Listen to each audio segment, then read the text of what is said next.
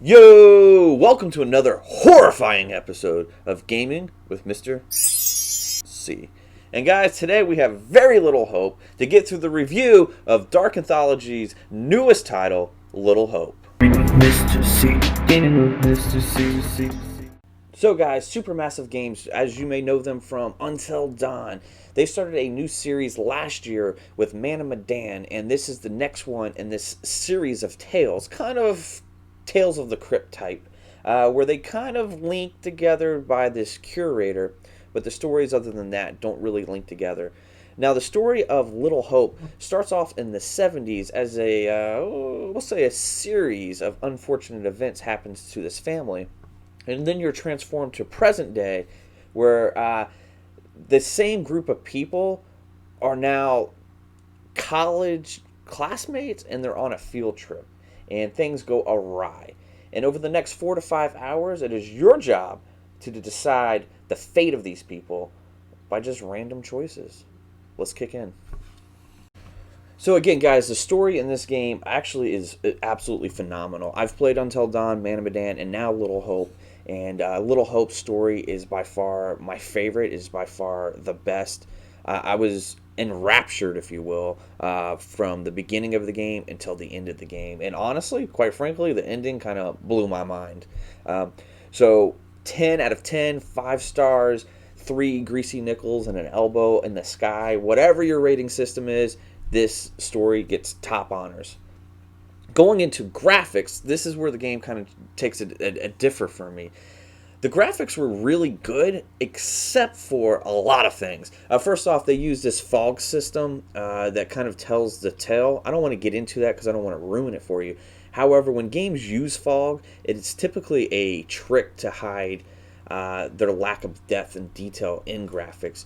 And I felt that that was the case here as well. Now, the character models look outstanding. However, their facial expressions, mainly in their eyes, are pretty lifeless, and that was kind of a bummer for me, as well as everything in this game is very dark and gloomy looking, so it's really hard to appreciate the details that are there at times. Now, if you've ever played Man of Medan had a advantage because it was in a very bright area, the ocean, tropics, and it was always on either a boat or a ship, so there was less to show details of. So I feel like it's kind of unfair to compare it to Man of Medan, but we still got to, right? Because they're both super massive games. So graphically, they definitely could have done a better job. It's by far not awful looking. Then when we get into the voice acting, now, if you've ever played a super massive game, they've always used real-life actors, and they look just like them, and they actually use their voice as well. You have, Cheyenne from Superstore in Until Dawn. You have Shawn Ashmore from Animorphs. And X-Men. I don't know if you've ever heard of X-Men. He was in Man of Medan.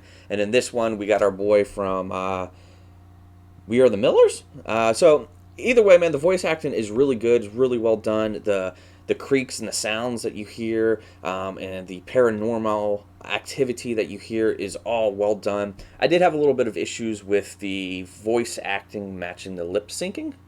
But other than that, graphics and sound were pretty good. So guys, normally I go into the controls before I go to the gameplay, but I wanted to go into the gameplay because I think I can better explain the controls that way. So gameplay-wise, if you've never played a supermassive game or a Telltale game, they are an interactive movie, for lack of a better term. You'll have an experience that's usually 3 to 8 hours long. The newer ones have been right at 4 or 5 hours long. And you're told this story, and it's mainly through cinematics and quick timer events. And quick timer events are where a cutscene's happening, and you may have to press A rapidly, or press A to jump, or B to dodge, or the trigger to attack somebody. And throughout these cutscenes, you're given these choices. Hey, do you want to run after the person who's spooking you, or do you want to attack them? Do you want to run away? Do you want to save Tyler, or do you want to save Anna? So you have these options, and what you pick in these options really affects the outcome of the story in the game as the game progresses. However, there's very little controlling in this game, but there are moments where you do control, and it's typically done through a linear path. Like, you'll be in the woods, and there's this trail that you have to follow. There might be 1 or 2 items that you can interact with, pick up, and look at. So as far as gameplay goes, it takes a very unique person, I feel like, to get into this kind of game because it is more of a movie than it is a video game, in my opinion. And what really makes it a video game are these moments where you can actually control the character. Now, when you control the character, the controls are absolutely dreadful. They are awful. They remind me of like 90s tank horror games. It just feels awkward. Everything feels sluggish. And then when you get into these quick timer events, I've had this happen to myself more than once in this game where I have to press A or move the analog stick and then pull the trigger at a certain time to attack somebody. But as soon as it comes up, it reads an input that I didn't touch, and I basically lose a character or lose this battle. And that's where kind of the problems began with me in this game, was the controls. And then we have these issues with being able to control the people in these quick timer events, which is a huge portion of the game. And then you go to this one particular scene, as you can see here, where the game glitched out on me. And I Googled it. I'm not the only one where it just went to a white screen. I literally had to go backwards and play the mission before to get back to this mission.